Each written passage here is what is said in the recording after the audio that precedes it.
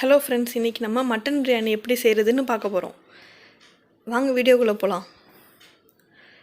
பிரியாணி மசாலா, பூண்டு, இஞ்சி தோல் சீவி கட் பண்ணி வச்சுருக்கோம், 4 பச்சை மிளகா,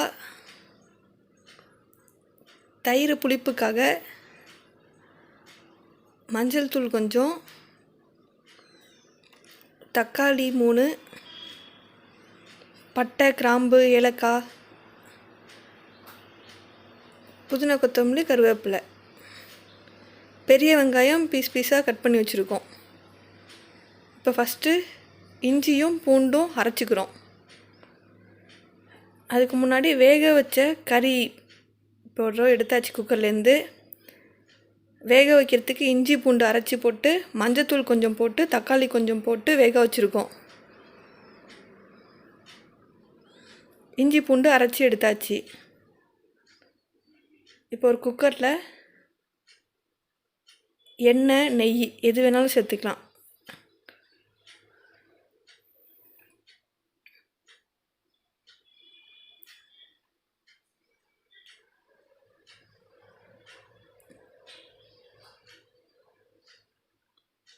அதோட பட்டை, கிராம்பு, ஏலக்காய், பிரியாணி இலை போட்டு வதக்குறோம்.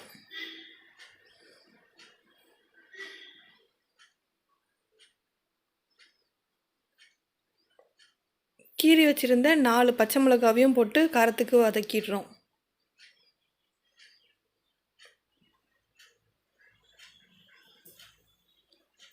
அதுக்கப்புறம் எடுத்து வச்சிருந்த பெரிய வெங்காயம் அதை போட்டு நல்லாவே வதக்குறோம்.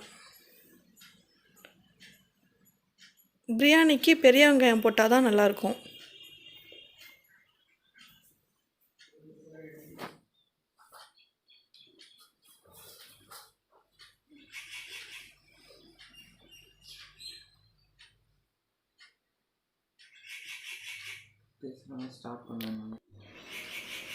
இப்போ வெங்காயம் நல்லா வதக்கியாச்சு. அதோட இஞ்சி பூண்டு பேஸ்ட்டு,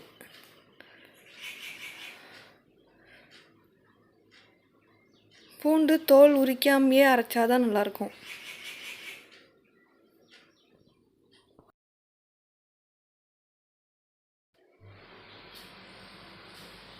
இப்போ வெங்காயம், இஞ்சி பூண்டு எல்லாம் நல்லா வதக்கியாச்சு.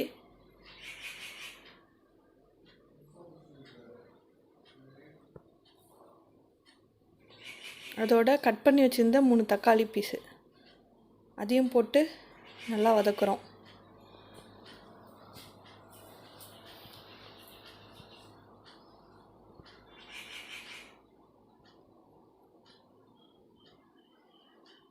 இப்போ இஞ்சி பூண்டு, வெங்காயம், தக்காளி இதெல்லாம் நல்லா வதங்கினோன்னே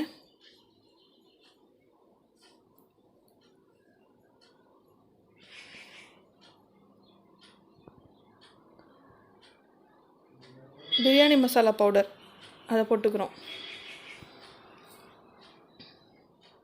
கொஞ்சமாக மஞ்சள் தூள் போதும், ஏன்னா மட்டன் வேக வைக்கிறப்பே கொஞ்சம் மஞ்சள் தூள் போட்டாச்சு. இதெல்லாம் போட்டு நல்லா மிக்ஸ் பண்ணுறோம்.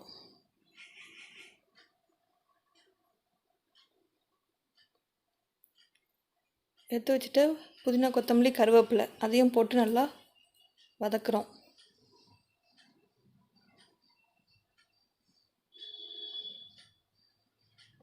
உப்பு தேவையான அளவு போட்டு அதையும் மிக்ஸ் பண்ணிடுங்க.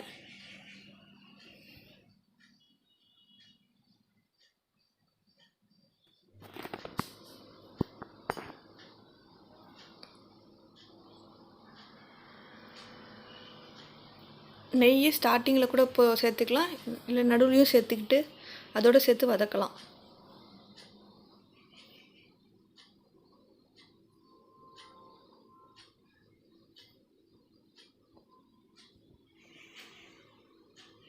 இப்போ வேக வச்சு எடுத்திருந்த அந்த மட்டன் பீஸை இப்போ போடுறோம்.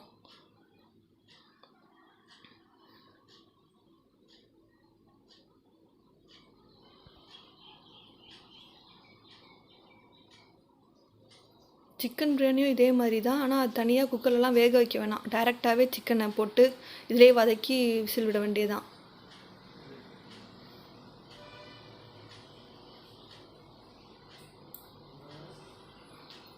இப்போ புளிப்புக்காக எடுத்து வச்சிருந்த தயிரையும் சேர்த்து நல்லா மிக்ஸ் பண்ணுறோம்.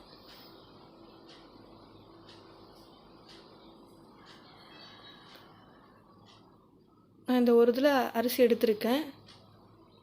அதில் ஒன்று எடுத்துக்கிட்டிங்க அப்படின்னா தண்ணி 2 பங்காக ஊற்றணும். அரிசி எவ்வளோ எடுத்துருக்கீங்களோ அதோட தண்ணி 2 பங்கு. வேக வச்ச கறி அந்த தண்ணியே இருந்ததுனால நான் அதே ஊற்றுறோம்.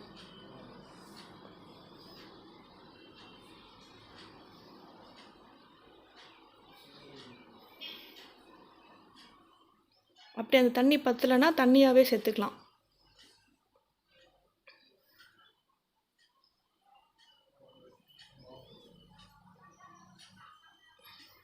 இப்போ எடுத்து வச்சுக்கிட்டு அரிசியும் போடுறோம். இப்போ எல்லாத்தையும் போட்டு ஒரு தடவை நல்லா மிக்ஸ் பண்ணுறோம்.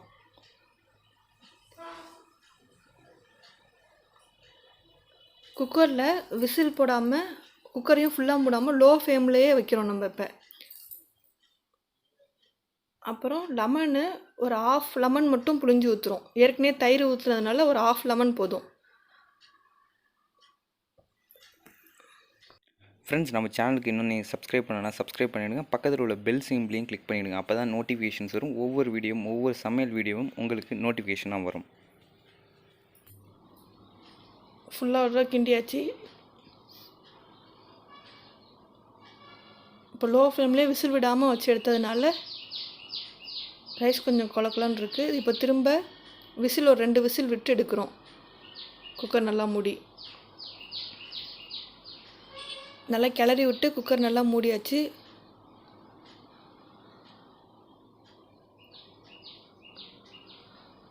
ரெண்டு விசில் விட்டாச்சு.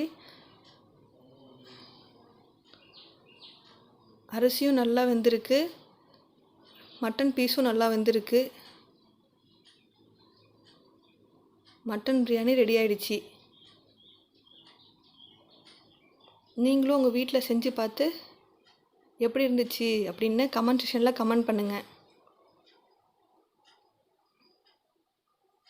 இந்த வீடியோ பிடிச்சிருந்துச்சுன்னா லைக் பண்ணுங்கள், உங்கள் ஃப்ரெண்ட்ஸ்க்கு ஷேர் பண்ணுங்கள், சமையல் டிவி சேனலுக்கு சப்ஸ்கிரைப் பண்ணுங்கள்.